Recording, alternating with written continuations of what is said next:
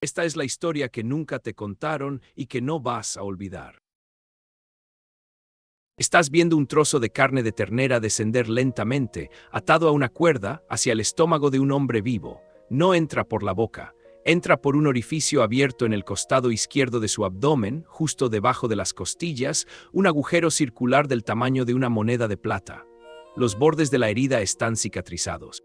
La piel se ha fundido con la mucosa del estómago formando un anillo rosado y permanente. Es una fístula gástrica, una ventana directa hacia el interior del cuerpo humano. La carne desciende, la cuerda tiembla, y en algún lugar dentro de ese hombre, los jugos gástricos empiezan a hacer lo que nunca antes un ser humano había podido ver, disolver el alimento en tiempo real.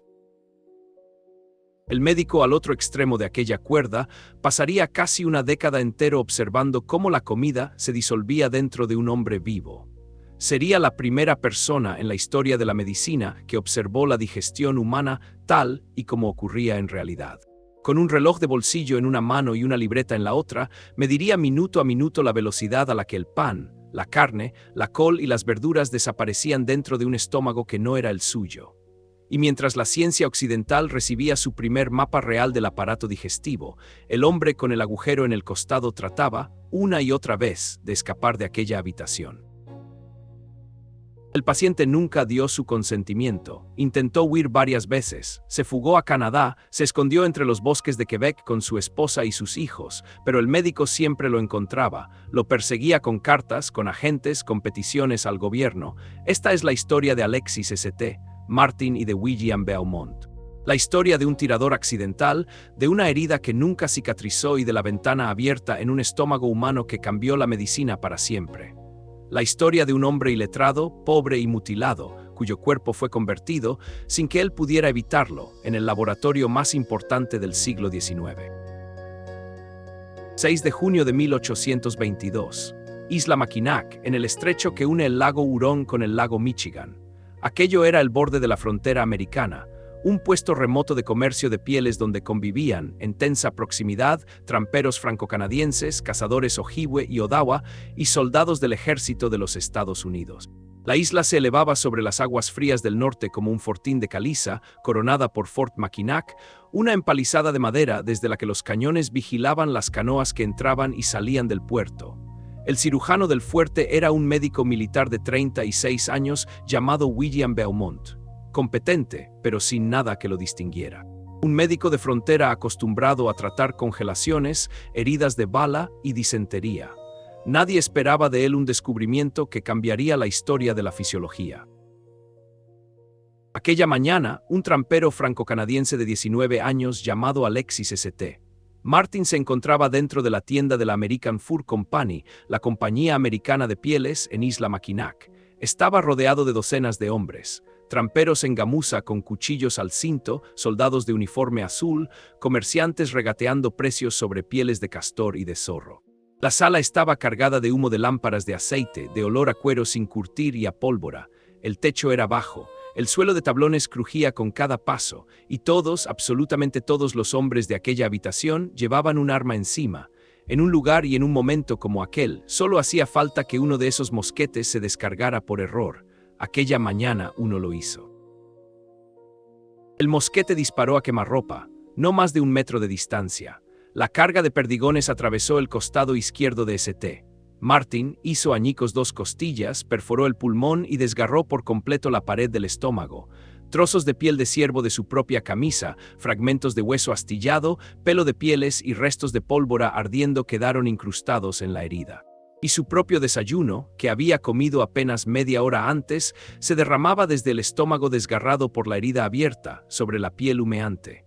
Beaumont llegó a la escena en pocos minutos. Más tarde escribiría en su diario que podía ver el interior del estómago a través de la herida, que la mano podía introducirse en el abdomen hasta la muñeca, y que la muerte del joven trampero era completamente segura. No había nada que un cirujano de 1822 pudiera hacer por un hombre con aquella clase de herida.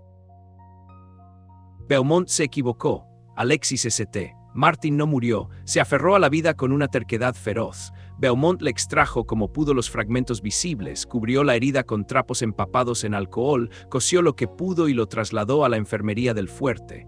Durante semanas, el joven se debatió entre la fiebre y la inconsciencia. Pero lo que ocurrió a continuación era algo que la medicina occidental jamás había visto antes, algo que nadie en la historia había descrito, algo que en cualquier otro lugar y en cualquier otra década se habría tomado por un milagro, por una maldición o por ambas cosas a la vez. Porque la herida en el estómago de Alexis St. Martin, desafiando toda lógica médica, no se cerró. Durante meses St. Martin osciló entre la vida y la muerte. Beaumont le cambiaba los vendajes cada día, retiraba tejido muerto, drenaba pus, apretaba los bordes desgarrados con la esperanza de que se sellasen. El pulmón acabó por cicatrizar, las costillas se soldaron. Pero la pared del estómago se negó a cerrarse. En lugar de eso, los bordes de la herida gástrica se fusionaron con los bordes de la piel, creando una apertura permanente. Una fístula gástrica, un túnel directo desde el mundo exterior hasta el interior del estómago vivo. Beaumont podía, literalmente, mirar dentro de un hombre. La fístula tenía aproximadamente 6,5 centímetros de diámetro. Cuando St. Martin se ponía de pie, un pequeño colgajo de mucosa gástrica caía sobre la apertura como una válvula natural, impidiendo que la comida se derramara hacia afuera. Pero cuando ese colgajo se apartaba, con un dedo, con una cuchara, con un trozo de cuerda, se podía mirar directamente hacia el interior del estómago. Se podían ver los jugos gástricos acumulándose. Se podía observar cómo las paredes se contraían en movimientos peristálticos. Se podían introducir objetos desde fuera y contemplar, minuto a minuto, cómo se disolvían. Era, en el sentido más literal posible de la palabra, una ventana abierta hacia un proceso que la humanidad había imaginado durante milenios sin haber podido ver jamás. Beaumont era un hombre de educación limitada, pero de ambición ilimitada. Comprendió de inmediato lo que tenía entre manos, la oportunidad de investigación más importante en toda la historia de la fisiología gástrica. Nadie, absolutamente nadie en todos los registros de la medicina, había podido observar la digestión humana de forma directa. Los experimentos con animales daban datos burdos e inciertos. Las teorías sobre la química del estómago eran conjeturas salvajes, casi siempre equivocadas. Unos decían que la digestión era un proceso mecánico de trituración, otros hablaban de una especie de fermentación, otros sostenían que era una cocción interna alimentada por el calor del cuerpo. Y aquí, en el abdomen destrozado de un trampero iletrado de 19 años, había un laboratorio viviente que podía responder a todas esas preguntas de una vez. Los experimentos comenzaron en 1825, 3 años después del disparo. Beaumont ataba trozos de comida a cuerdas de seda y los introducía con cuidado a través de la fístula hasta el interior del estómago de St. Martin. Carne de ternera, carne de cerdo, pan, col cruda, col cocida, patatas, grasa, verduras. Cada tipo de alimento, crudo y cocinado, medido y pesado antes de entrar. Cada hora exacta, Beaumont tiraba de la cuerda y anotaba en su libreta cuánto había disuelto el estómago. Medía la temperatura interna con un termómetro introducido directamente por el orificio. Recogía los jugos gástricos con una cuchara y los vertía en pequeños frascos de cristal para analizar sus propiedades químicas. Realizó más de 230 experimentos diferentes a lo largo de casi una década. Nunca, en toda la historia de la medicina, un solo cuerpo humano había sido medido con tanta paciencia ni con tanta frialdad. Beaumont demostró por primera vez que la digestión era un proceso fundamentalmente químico y no mecánico, como creían la mayoría de los médicos de su época. Demostró que el jugo gástrico contenía ácido clorhídrico. Demostró que los distintos alimentos se digerían a distintas velocidades, que la col cocida desaparecía antes que la carne cruda, que la grasa tardaba muchísimo más que el pan. Documentó el efecto de la temperatura sobre la digestión. Documentó cómo la ira, el miedo o el cansancio del propio St. Martin retrasaban o aceleraban el proceso. Su trabajo era meticuloso, revolucionario, sin precedentes, y fue publicado en 1833 con el título Experimentos y observaciones sobre el jugo gástrico y la fisiología de la digestión. Se convirtió en uno de los textos médicos más importantes del siglo XIX, traducido, copiado y citado por fisiólogos de toda Europa durante décadas. William Beaumont fue celebrado como un pionero, el padre de la fisiología gástrica. Las facultades de medicina enseñaban sus hallazgos. Los científicos más prestigiosos de Francia, de Alemania, de Inglaterra, le escribían cartas pidiendo ejemplares de su libro. Beaumont había transformado un accidente fronterizo en ciencia fundacional. Se convirtió, casi de la noche a la mañana, en uno de los médicos más conocidos de los Estados Unidos. Pero existe otra cara de esta historia, una cara que casi ningún libro de texto cuenta. Porque detrás de cada frasco de jugo gástrico, detrás de cada cuerda con un trozo de carne, detrás de cada página de aquel tratado, había un hombre que no quería estar allí. Aquí está lo que los libros de texto suelen omitir. Cuando St. Martin estaba demasiado enfermo y demasiado pobre para ganarse la vida, Beaumont se lo llevó a vivir a su propia casa, no como paciente, como sirviente. Le daba comida, cama y ropa a cambio de acceso ilimitado a su estómago. St. Martin cocinaba para la familia de Beaumont, barría los suelos, cortaba la leña para el invierno, cargaba agua del pozo y hacía todas las tareas domésticas que el médico le ordenaba. Era un voyageur franco-canadiense iletrado, sin dinero, sin contactos en los Estados Unidos, con un agujero en el costado que hacía imposible cualquier trabajo físico normal. Y Beaumont, un oficial del ejército con rango, con casa, con educación y con conexiones políticas, tenía todo el poder. Los diarios de Beaumont revelan a un hombre cada vez más frustrado con su sujeto. Escribía que St. Martin era, y estas son sus palabras textuales, ingrato, obstinado, terco, poco cooperativo, desagradecido. Se quejaba de que bebía demasiado whisky, de que comía los alimentos equivocados que arruinaban los experimentos, de que se enfadaba sin motivo aparente, de que a veces se negaba abiertamente a someterse a las pruebas. Jamás, en ninguna de las páginas de sus diarios, parece haberse detenido a considerar que St. Martin pudiera tener sus propios sentimientos respecto a ser un objeto de experimento humano. El concepto moderno de consentimiento informado no existía. Beaumont veía a St.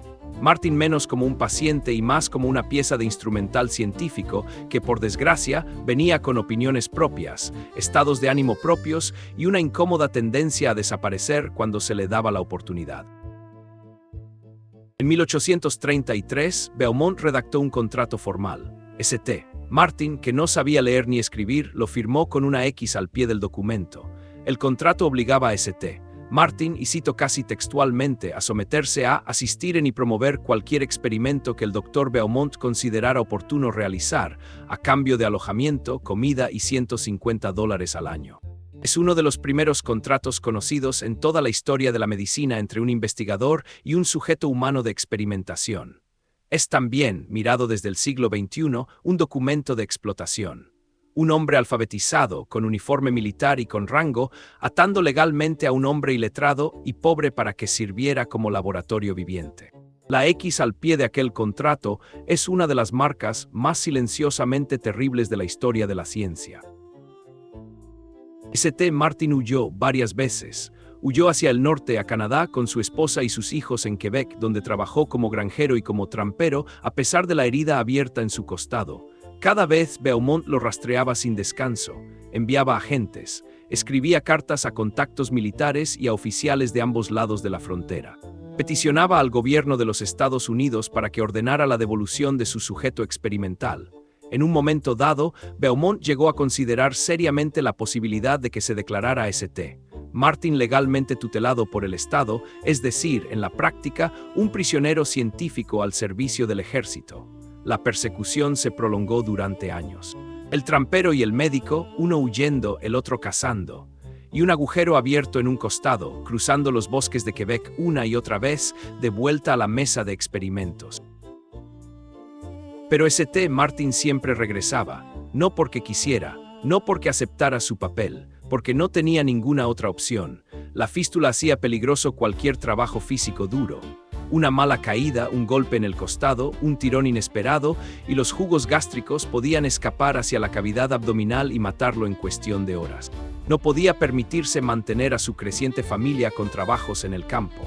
Y los salarios de Beaumont, por miserables que fueran, mantenían a sus hijos alimentados durante el invierno largo del norte.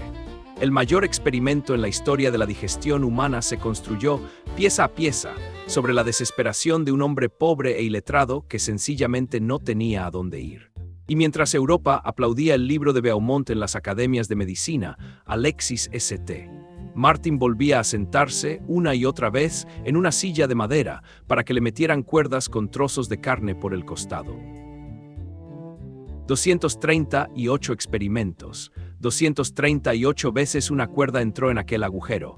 238 veces se midió, se anotó, se recogió jugo gástrico en un frasco etiquetado con tinta cuidadosa. Cada uno de esos experimentos se realizó a través del cuerpo de un hombre que no quería estar allí. Sobre la mesa de trabajo de Beaumont había viales de cristal con muestras de jugo gástrico en distintas fases de digestión, cada uno rotulado con su letra meticulosa.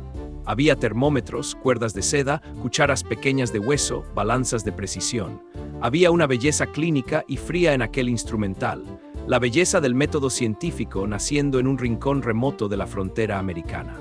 Pero detrás de cada frasco había una hora robada. Detrás de cada medición había una humillación.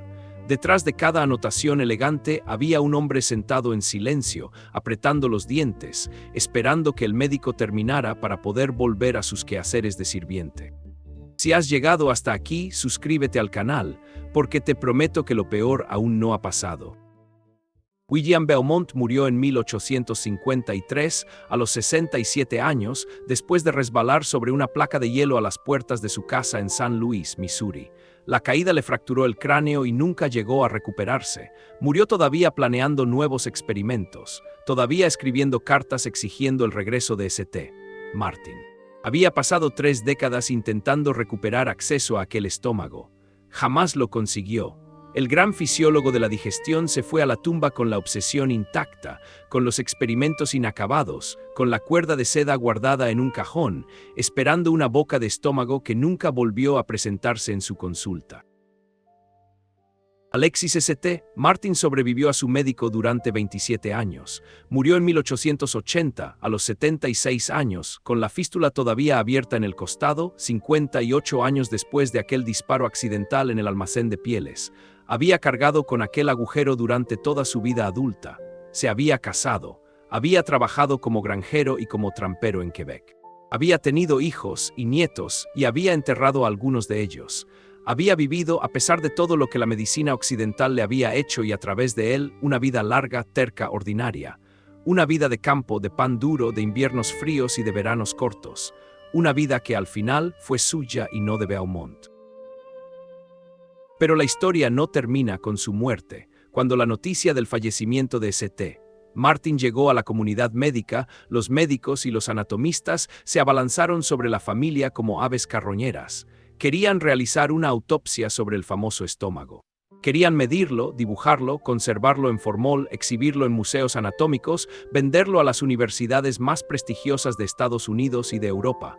Ofrecieron dinero a la viuda, hicieron amenazas veladas, enviaron cartas insistentes, emisarios persuasivos, representantes de sociedades científicas. La familia de St.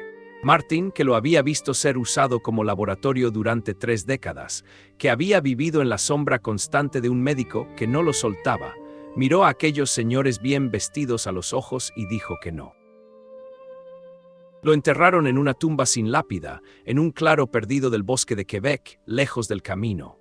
Algunas fuentes dicen que la familia cavó la tumba a 2,5 metros de profundidad en lugar de la medida habitual de 1,80 m. Otras cuentan que dejaron el cuerpo al calor del verano durante varios días antes del entierro, precisamente para que la descomposición avanzara lo suficiente como para hacer el cadáver inútil para cualquier disección. Todos los testimonios coinciden en un punto. Después de toda una vida siendo el experimento de otro hombre, la familia de Alexis St. Martin se aseguró de que, al menos en la muerte, su cuerpo fuera finalmente suyo. El bosque se lo tragó. Los médicos nunca lo encontraron. La fístula gástrica más famosa de la historia de la medicina quedó, por fin, fuera del alcance de la ciencia. Hoy los gastroenterólogos examinan el estómago de forma rutinaria. Usan cámaras de fibra óptica flexibles, sedación sin dolor, formularios de consentimiento informado firmados por el propio paciente.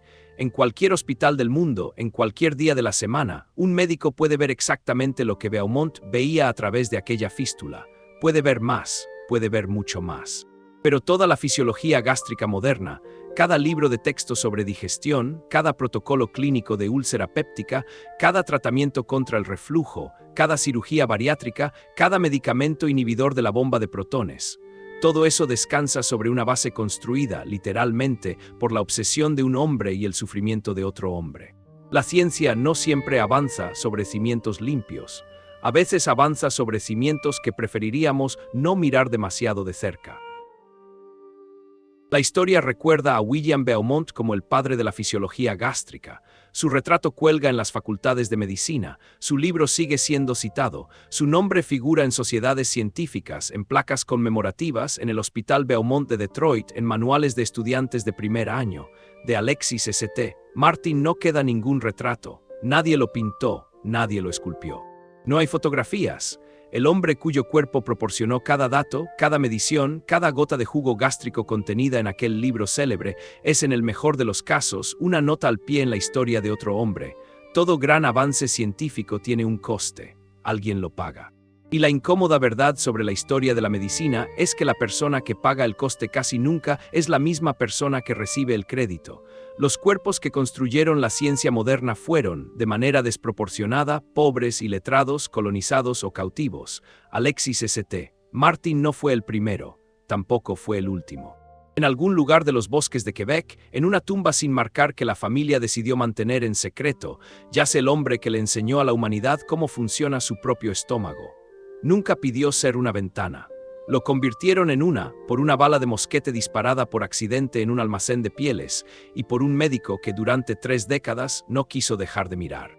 Un trozo de carne, una cuerda de seda, un agujero que no se cerró y un hombre que al final solo quería volver a casa.